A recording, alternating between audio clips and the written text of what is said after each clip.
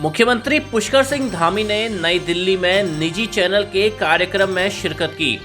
इस मौके पर उन्होंने कहा कि समान नागरिक संहिता हमारे राज्य की जरूरत थी। इसे लेकर हमने चुनाव से पहले ही जनता से वायदा किया था और सरकार में आते ही कमेटी का गठन कर दिया। सीएम धामी ने कहा कि राज्य में धर्मांतरण पर अब हमने कड़ा कानून बनाया है। इसके अंतर्गत 10 साल तक की कैद का प्रावधान किया गया है। उन्होंने कहा कि उत्तराखंड में हर नए कार्य की शुरुआत होती है और जो हमारे यहाँ शुरू होता है वो पूरे देश में जाता है। धर्मांतरण पर कानून समय की आवश्यकता थी। समान नागरिक संहिता को लेकर मुख्यमंत्री ने कहा कि यह किसी के खिलाफ नहीं है। 12 फरवरी 2022 को हमने इसे लेकर संकल्प जताया था और सरकार बनने पर कमेटी बनाई। उन्होंने कहा कि हमारे बाद तमाम राज्य इस पर आगे आ रहे हैं।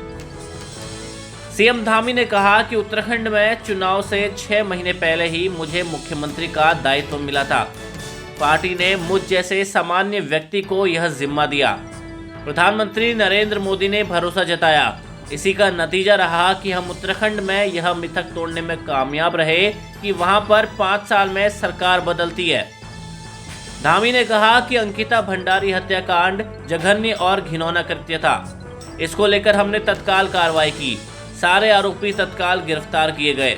महिला पुलिस अधिकारी के नेतृत्व में एक एसआईटी का गठन किया गया। उन्होंने कहा कि इस मामले में 1% भी ढिलाई नहीं करने वाले हैं और दोषियों को कठोर से कठोर सजा दिलाएंगे और कठोरतम कार्रवाई के लिए हमारी सरकार संकल्पबद्ध है। मुख्यमंत्री ने कहा कि प्रदेश में साल 2014 और 15 से भर्ती घोटाले चल रहे थे। हमेशा जांच की बात होती थी लेकिन जांच नहीं होती थी। हमने इसमें प्रारंभिक जांच कराई।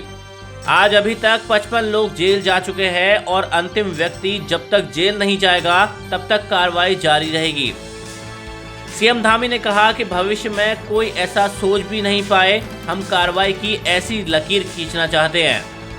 उन्होंने कहा कि इस बार हमारी चारधाम यात्रा बहुत बड़ी चुनौती थी। इस बार लगभग 46 लाख अधिक श्रद्धालु यात्रा पर आए।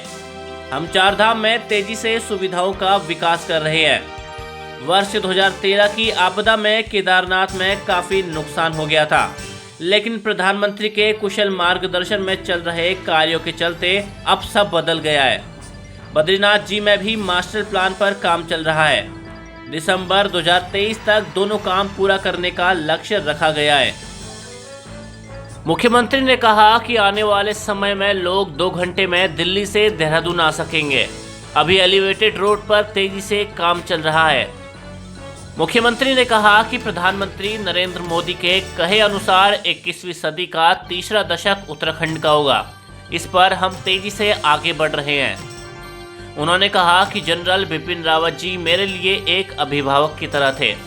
उत्तराखंड को लेकर उनके बहुत सारे सपने थे जिन्हें हम पूरा कर रहे हैं। उन्होंने कहा कि प्रधानमंत्री के हाथों केदारनाथ एवं हेमकुंड के लिए रोपवे का शिलान्यास हो गया है। आने वाले दिनों में यह दोनों यात्रा श्रद्धालुओं के लिए आसान हो जाएगी। मुख्यमंत्री ने कहा कि साल 2025 तक उत्तराखंड को देश के अग्रिम राज्य में शामिल करने के लिए संकल्पबद्ध है। उन्होंने कहा कि अग्निपथ योजनाओं को लेकर युवाओं में उत्साह है।